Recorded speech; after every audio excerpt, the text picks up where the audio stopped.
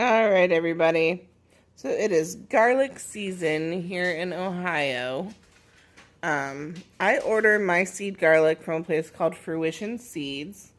They specifically sell plants that grow well in the colder climates, zone 6B and lower, I guess, is the way to go. When I got on to order at the beginning of September, they were completely sold out of soft neck garlics. So I got two different varieties of the hard neck garlic. I got Italy Hill Giant, and then I also got the German White. And I will be getting these separated. It says that the Italy Giant will store for up to a year, and the German White will only store for about 6 months.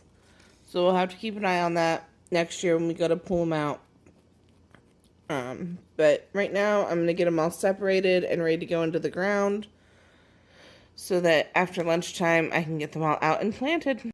Well, I have gotten the last round of till in on this bed now. So that is out of the way. And I have only reinforced my distaste for baling twine, because I managed to get all the way down, starting on the far side to here, and then had to rip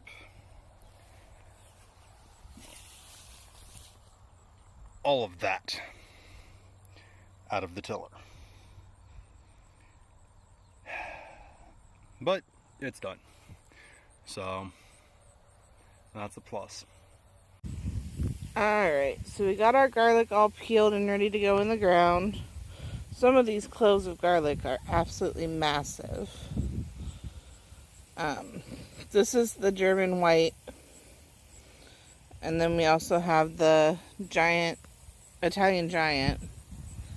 But Mike got these beds all nice and tilled the other day. Yesterday, I think.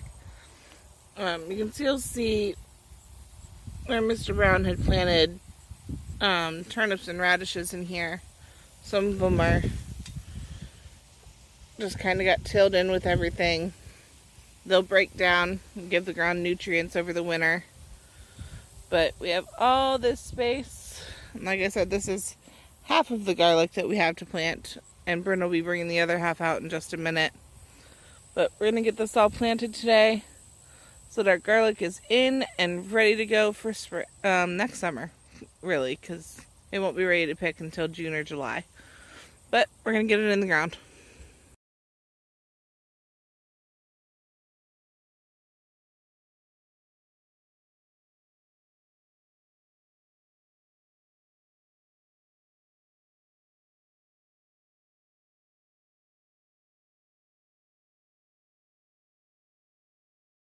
Alright, so we got all of the garlic planted.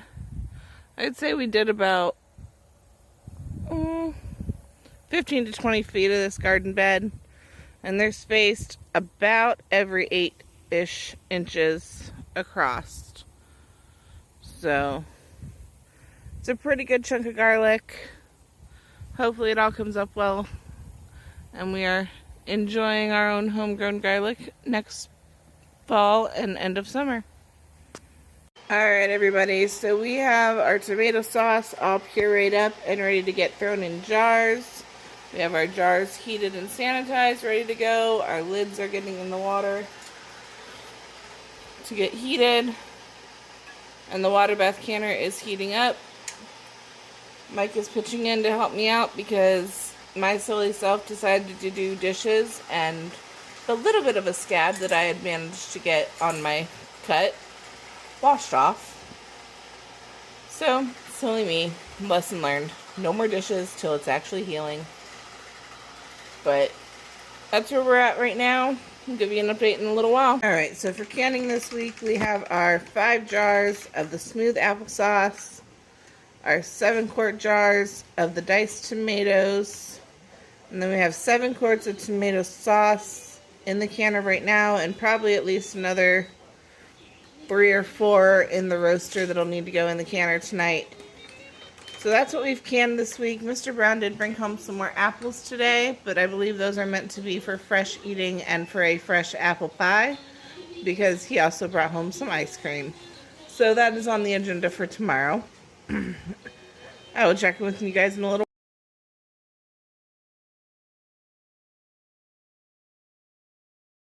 Alright everybody, so we bought these little trays when we got the freeze dryer off of Amazon, and they hold 2 cups per slot, which is about a serving size of something like a soup.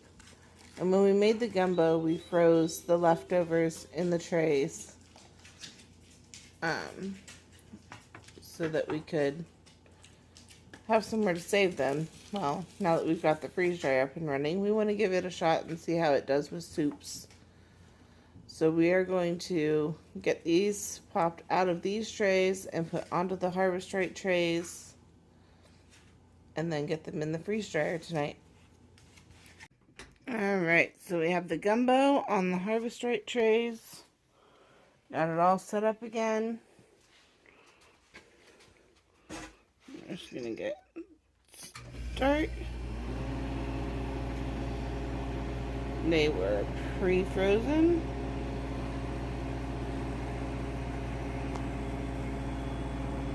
Which just means it'll drop the temperature of the unit quicker, I believe.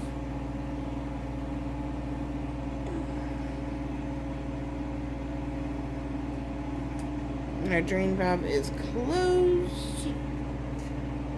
So we should be all set for it to run overnight, and we'll see what it looks like in the morning. Alright everybody, so it is the next morning. The Harvest Right has been running overnight. It has been running for almost 11 hours. You can see where it says percentage complete.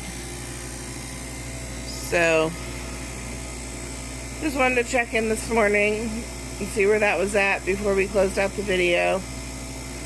I will let you guys know on tomorrow's video how it turns out. Have a good day.